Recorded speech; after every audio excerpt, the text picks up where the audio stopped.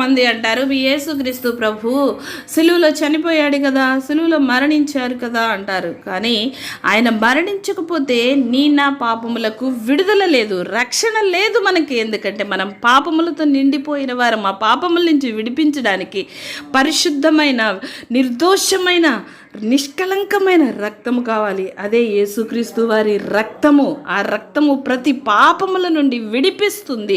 ఆయనకి సిలువ వేశారు, కానీ ఆయన సమాధి చేయబడి 3వ దినమున తిరిగి లేచారు. ఓ మరణమా నీ ముల్లెక్కడ, ఓ మరణమా నీ విజయం ఎక్కడని మరణాన్ని పాతాళానికి తొక్కివేసి మన యొక్క పాపాల యొక్క శాపాల నుంచి వచ్చే ప్రతిదీ కూడా సిలువకి కొట్టివేసి మనల్ని విమోచించారు. మరణమును కొట్టివేసి మనల్ని జీవములోకి దాటించి ఉన్నారు. ప్రభు అంటున్నారు, ఇదిగో మృతుడనైతిని కానీ యుగ యుగములు సజీవుడనై ఉన్నాను అని. దేవుడు నీకు తోడై ఉండును గాక. ఆమేన్.